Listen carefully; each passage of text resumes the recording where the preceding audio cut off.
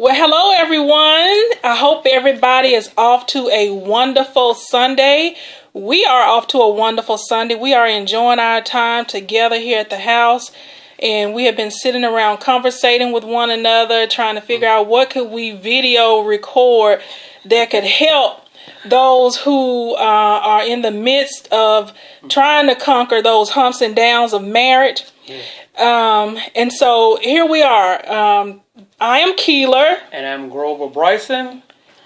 And we are here today to just chat with you a little bit, to hopefully say something that will kind of encourage you and give you what you need to make it through the next round of marriage, so to speak. You know, first of all, we want to say thank you to everyone who has taken the time to sow into this book, sow into what God has given us to do as it relates to helping other couples who are trying to make it through their marriage successfully until death do them part, so to speak, and for those who just want to live happily ever after. So, with that being said, we're going to throw it off to Grover and ask Grover, you know, what do you want to say to him? Well, I want to make a comment on that about making it through your marriage. Mm-hmm. Conquering the humps and downs of marriage. One thing about it, you definitely gonna have some humps, and that's what this book is all about that we have written. It is totally, really dedicated about the humps and downs of marriage, because you're gonna deal with some humps and downs, mm-hmm. and some are heavier than others. It depends on what your situation may be, or what your spouse may be doing, or whatever. But 9 times out of 10, this book, we do believe, will encourage you and help you, especially if you read it together as a couple, right, that you will be able to deal with the humps and downs of your marriage and have a successful marriage. Because we believe in marriage. I 100% believe in marriage. My wife and I, like anyone else, we've had our humps and downs, and it doesn't really stop. But once you become one and you realize you're one, you can deal with it, and you will be able to deal with the humps and downs of marriage. This book right here, and I don't say much. My wife is a talker. I'm not really a talker, but this book right here, and I put my heart into this because it's one thing I believe in. I believe in marriage. I believe in family. Right.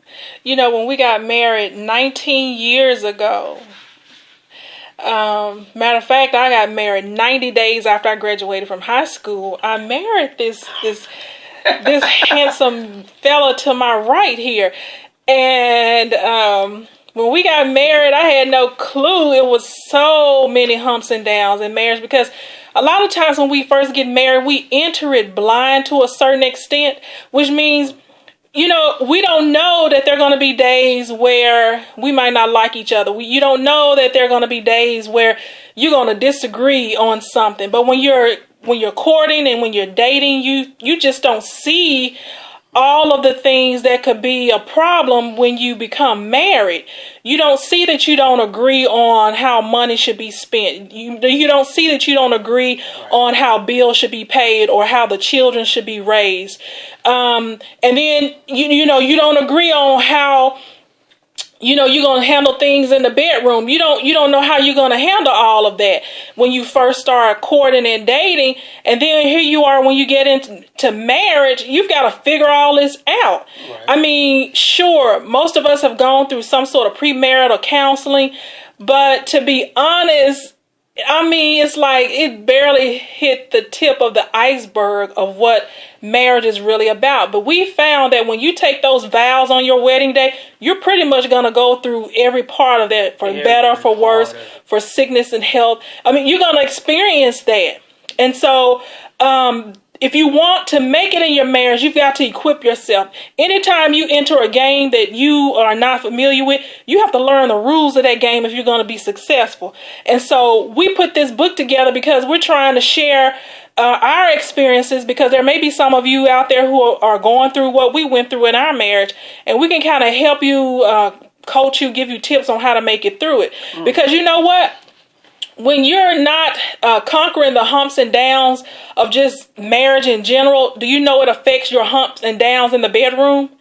And so that's kind of why we named this book that, Conquering the Humps and Downs of Marriage, because a lot of people think that marriage is all about humping up and down, getting the intimate part in all the time whenever you want it, and just, and just in all kind of ways, but if you're struggling in your marriage, none of that's going to take place. Because I'm here to tell you, when you're not happy in your marriage and you're going through some problems, it affects the bedroom. And so if you want to conquer it in the bedroom, learn how to get it right outside the bedroom.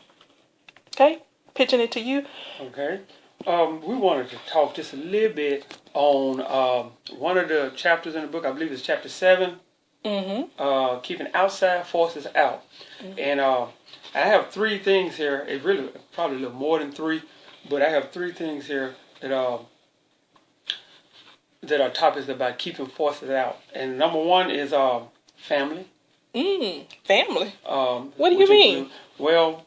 Family could be, of course, your immediate family, which is like your own brothers and sisters, as well as your in-laws.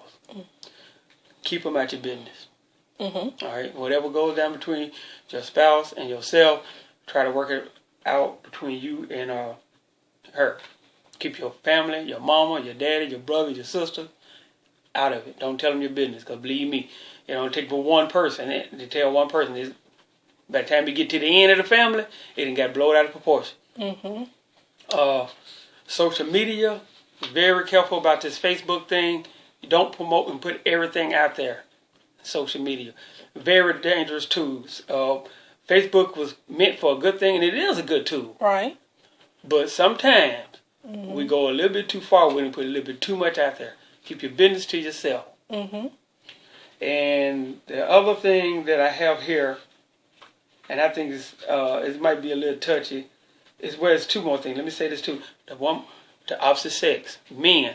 When you have these, when you get married. First of all, when I decided to get married, I knew that's what I wanted to do.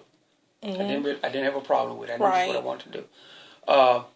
It's okay to have a female friend, but you have to keep them at bay. You don't hang out with your female buddies. You already have to work with other female, and that's not a problem. Do your job. She do her job, but you have to be careful having female friends, because sometimes you talk too much. If you have problems at home, then you're talking to your friend, which is your female friend. First thing she gonna do, she gonna feed off of every little thing that you told her, and she's gonna say that she's the very opposite of that. Okay, so you want to kind of weed that out. It's okay to have female friends, but keep them at bay. Right, there are boundaries with it. Yeah, there's boundaries. And then this is a real touchy one. Some church members. In the book, I say church folks, but some church members. You have to be careful dealing with some church members also, because there's a big gossip section there. So just be very aware of your surroundings and what you're doing in your marriage. Talk about everything. Never try to go to bed upset. Definitely don't leave the house and go to work upset. Right. Because tomorrow's not promised to you. And you don't know what anything can happen out here. Right. Now, that's not to say I have gone to bed upset before. And I have left the house upset before. But from experience, now those were in our earlier days, from experience, it's like, that was not good. What if something would have happened? And the last moment that we had together was I was mad and he was mad. And so now we're at a point now where if he do something, he still does something that may get on my nerves, and I do the same thing to get on his nerves. But now we're at a point where I get over it so quick until it's almost like it never happened.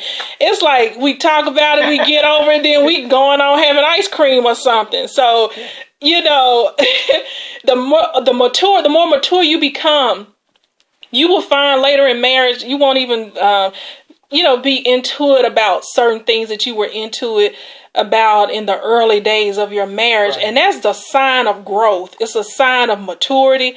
And it's a sign of just the fruit of hanging in there and working through things. A lot of times people don't want to work through the problem. They want to treat their marriage like an item that they go and purchase at the store. We talk about this in the book. You go and purchase, let's say, a lawnmower. And the lawnmower comes with an operational manual, and it's telling you what you need to do in order to get this lawnmower working. And a lot of times, a lot of people do not like reading instructions because they feel like it's time consuming. Why did you laugh on that? Because you're like that sometimes. No, I'm not trying to break in, but Okay. what my wife is trying to say is marriage is like having children. It doesn't come with instruction manual. Okay, when you first have your children, I remember when our first child was born, it doesn't come with a manual on how to raise them or what to do for them. It's just, it's a day-to-day thing, and you learn along the way. Sometimes we tend to do more for that first child because we didn't know better. When that second one come around, you kind of got it down pack, and a lot of things you don't do or feel like you don't have to do it. Mm-hmm. But when you don't know how to do something, you read the book or you go and seek from experts on what you need to do. And so in your marriage, if you're having issues and you're having problems, then you need to pull out the manual and find out, why am I having this problem? What do I need to do to correct this problem? Instead of treating your marriage like an item that you can go and return back to the store because it's not working the way you want it to work. When it will work, but you've got to find out how to make it work, which means reading the operational manual, which may tell you, look, you need to put some oil in here first. Look, you may need to prime this piece over here first and wait 30 seconds. But a lot of times, you find people, they may go get the lawnmower and they just crank it up and then wondering why it's not starting. Well, you didn't put the plug in, you didn't put the oil in, you just thinking that it's going to start up. And then when it doesn't, you want to go back to Walmart and say, hey, something is wrong with this lawnmower. Nope. Nothing wrong with the lawnmower. It's just that you didn't take the time to figure out what the manufacturer had to say on how to make it properly work. A lot of people want to be married, but they don't want to follow the rules and the guidelines that God set in place to make it work. And so if you don't want to follow the guidelines, then I don't know if it's a marriage or is it just some sort of union of some sort. But you can't expect it to work if you don't know how to play the game. And most people lose because they never figure out the rules of the game. Right. And then when that happens, if you lose and you wind up getting a divorce, then down the road you get married again, you're going to deal with that same problem again with a different person. Right. Because you never got over that hump. Mm-hmm. Now, I do understand a lot of times, especially men, we don't want to go to counselors. I don't want nobody to know our business, and we don't want nobody telling us how to do it. But this is why we wrote this book. Mm-hmm. And other people have written books also. Yeah. Okay. So if you don't want to go to a counselor, I totally understand that. Read a book, but read it together. And you can get an understanding of what's going on. This book, my wife and I, this is pretty much our life. This is what got us through. We put it in a book form. I remember once, when my wife and I, we went to a counselor, and I remember I scared the man because I didn't want to hear nothing he had to say, and I really didn't. But I had to humble myself and listen to the man because I realized, man, this man was hitting on some key points, and what he was hitting me every time. And I said, but it takes it takes a person that's willing to humble yourself to realize if you're wrong, and if you're wrong, you're wrong. Mm-hmm. And I was wrong. Mm-hmm. I didn't mean to scare the man, but well, he probably understood. He understood the ego thing. He understood the pride thing that usually, is a part of a man's makeup.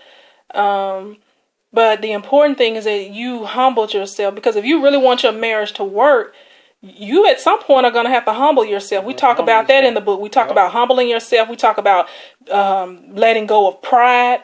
We talk about not terrorizing and torturing your spouse once they ask for forgiveness, and then you continue to torment them. And when you do that, you're basically assisting the enemy in causing your marriage to fail. Because they've asked for forgiveness, but you keep torturing them, or you holding out on them. You won't give them what they need, because you have to minister to your spouse on a daily basis. As a matter of fact, I want to know, just today, what have you done that was special to your spouse or for your spouse? I mean, did you give them a hug today? Did you give them a kiss? Did you let them know you love them? Did you let them know I appreciate you? I mean, did you kind of flirt with them today and let them know that, I'm still into you? If you didn't, the day is not over. There's still time to go out and take them out, maybe for some ice cream, or go down by the river and just take a walk and just talk about what it is that needs to be done to help the marriage to flourish and to grow. You know, I had a family member that asked me one time, I just don't understand how you can be married to somebody for so long and you never get bored. You never get tired of them. You never get tired of them intimately. Nope, sure don't. When your marriage is fresh and when it's flourishing, it just gets better and better and better. And therefore, you don't get bored. You don't get tired. And you don't get turned off from them, because the thing is just, I don't know how to describe it, but it's a mystery how God designed it. If you work it and put in the requirements of it, it gives something back to you. And I don't know quite how to explain that, but you end up looking forward to seeing each other. You look forward to being with one another. Right. And like it's just the first time every time, you know. And so that's what I look forward to, and that's what I desire for every married person to have, is that feeling in marriage. Okay, a few more minutes and then we're gonna cut off so we can go and. Well, okay, just a few more minutes. Look here, fellas, get a chance, give your spouse a call. You don't have to be balloons and stuff like that all the time. If you can't do it, but give a call on her lunch break. Get them a fixed breakfast. Yeah. You know? He is so good about that. I am the king of breakfast. Yes, put that out there. And I've been fixing breakfast for this lady here since day one, since we've been married. Mm-hmm. And our kids expect it from him. You know, he fixes breakfast every day. Now, there are times when he can't, but the majority of the time there is breakfast in this house every day. Every day. And he does it. He's done it so much until our kids are not used to eating cereal. If we offer them cereal, maybe if he just feel like, you know, let me see if I can get away with cooking today. They unhappy. They used to that hot, warm breakfast. And so I appreciate him so much for that, you know, for getting up and doing that. That's an act of love. In the book, we talk about blessing your spouse. When he does that, he blesses me, and not only me, our girls, because they look forward to having that meal and just sitting around in the kitchen talking and eating our breakfast, the first meal of the day. Yep, that's definitely the first meal of the day. That will get us going. Yes, it does. That's how we start our morning. That's how we start our day every day. Mm-hmm. You know, and I don't like even leaving the house without the times I have to go to work and my wife off. Mm-hmm. And I tell her, hey, come on, get up. You know, come on in there and talk to me a few minutes before I go, because I want to see her. I want to talk to her before I leave. Mm-hmm. You know, so we're excited. We're excited about our book. Mm-hmm. I want y'all to get a good look at this book. Mm-hmm. Get it up here. I'm going to turn around and look, and we have, let me see if I can get you to see that. Here's our little stack right here that we got stacked up on the desk that we are pleased that we have, and we just still in amazement that the project is done and that God blessed us to get it done. It is just an accomplishment that we never saw coming all those years ago, but we're grateful for it. All right. Let's sign off. Oh, you had something you want to say? No, I'm good. Okay. Let's sign off. All right, we're signing off. We hope that this has blessed you. If it has, you can email us. You can use Keeler@KeelerBryson.com. And we will take the time to respond and to any of your questions. If it has blessed you in any way, let us know that too, because we'd like to know. If you still haven't picked up your copy of the book, you can do so at KeelerBryson.com, or you can purchase it, download it through Amazon.com. Right. All right. Thank you so much again for your support. We really appreciate it, and we pray that your marriage continues to flourish and to get to the point that God originally designed for marriage. All right. Take care. Have a great week.